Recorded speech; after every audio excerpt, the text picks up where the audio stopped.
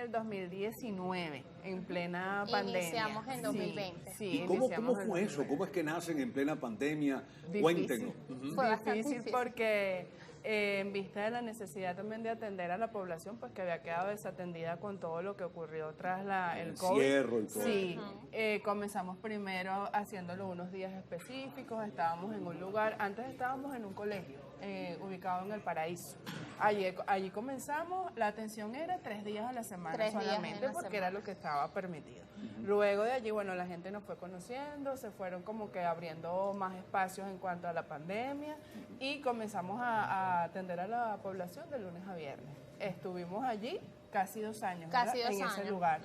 Y bueno, y luego Hasta que ahora... finalizó la pandemia, Sí, Sí, aproximadamente. por lo menos los Ajá. momentos más Sí, crudos. más duros. Sí. Ajá. Aunque Y- la atención era, digamos que a veces los niños Sí, no era iban, complejo. era Era bastante complejo complejo. porque, bueno, estamos en ¿Y plena cómo es que pandemia. se abren a este campo de niños, incluso de adultos, nos dicen, con estas necesidades especiales bajo estas condiciones? Lo que pasa es que, bueno, Rosy y yo nos conocemos ya desde hace tiempo, Bastante porque estamos haciendo cosas. Primero trabajamos juntas para una institución del Estado, ya no estamos allí.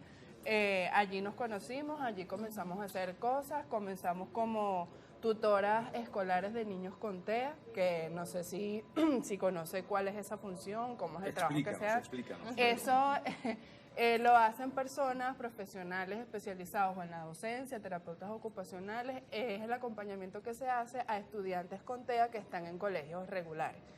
Uno los acompaña durante su jornada escolar todos los días.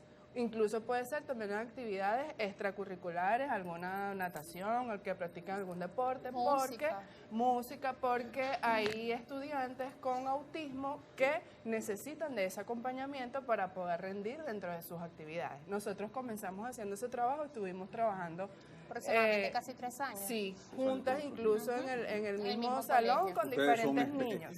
Hay la especialidad acá. Sí, nosotras somos docentes especialistas, somos egresadas del Pedagógico de Caracas. ¿Y qué tal la experiencia con ese trabajo? Bueno, eso nos dio la oportunidad pues de tener esa otra experiencia, porque no es lo mismo el trabajo que se hace en aula al trabajo que hace un acompañante, un tutor escolar. Es totalmente Distinto. diferente. Pasamos de ser docentes de aula a atender a Dedicarse esta población Únicamente a un solo niño estudiante. únicamente, y cada uno con necesidades pues bien particulares.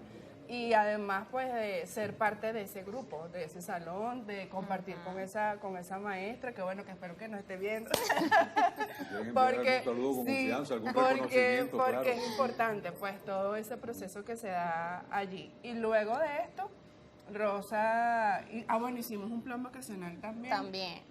Antes de la pandemia. Para Y por Chamo. cierto, ya estamos mostrando imágenes, Ajá. Rosa, Vero, del trabajo que la Fundación Psicopedagogía, le dicen 1, 2, 3 o 1, 2, 3. Uno, Sí, y porque, 1, 2, ¿cómo 3. fue el nombre? Cuéntenos, 1, mira, 2, ahí está, y ahora nos va a hablar que quienes le acompañan y quienes están Sí. con ustedes apoyándolo. ¿Por qué el 1, 2, 3 Psicopedagogía? Bueno, Psicopedagogía 123 nació de que en mi familia somos 3.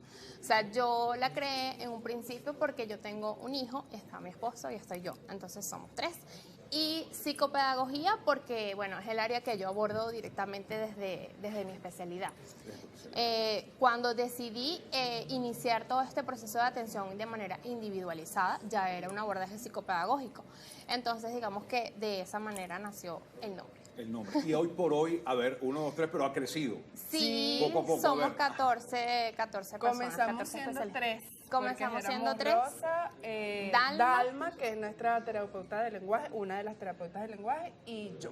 Éramos nosotras 3, Nosotras junto como tres. con otras 2 personas que ya no nos acompañan, pero en principio éramos nosotras 3 reuniéndonos, viendo cómo se hacían las se cosas, formaba todo esto. porque no teníamos muchas ideas de cómo era, y bueno, y así fue Pero para creciendo. ustedes de alguna manera fue nuevo. ¿Y cómo ha sido el desarrollo, digamos, hasta llegar al día de hoy?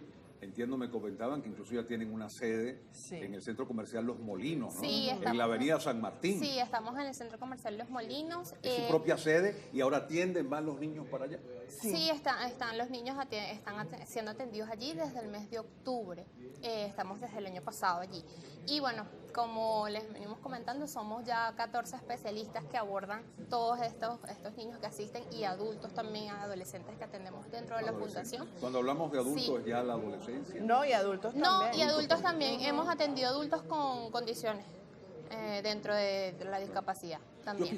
Yo quisiera preguntarles con el debido respeto la discusión en torno al Asperger. Ustedes que a diario están tratando con todo esto. El Asperger está dentro del espectro del autismo.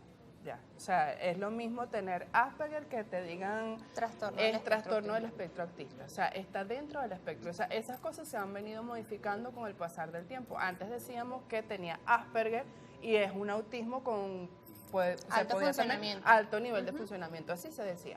Pero ahora todos esos términos están dentro del espectro autista. Y así ya se ha ido poco a poco aceptando. ¿Cuántos niños tienen ahora mismo bajo sus cuidados ahí en la fundación? Aproximadamente 70, más o menos. Ahora, de estos 70 niños que están atendiendo, ¿están todos dentro del trastorno? No, digamos que el 80%. Aproximadamente. Y además del trastorno, nos decían también TDAH, o simplemente no tienen algún diagnóstico, pero son niños que tienen alguna necesidad de aprendizaje, problemas de atención, concentración, no necesariamente tienen que tener una condición, exacto, para nosotros poder atenderlo. Hay unos que sí lo tienen, otros que no. Excelente. ¿Y cómo hacen para ingresar, para tocar las puertas? Estos niños además llevan su vida escolar igualmente y luego van a la fundación. Sí,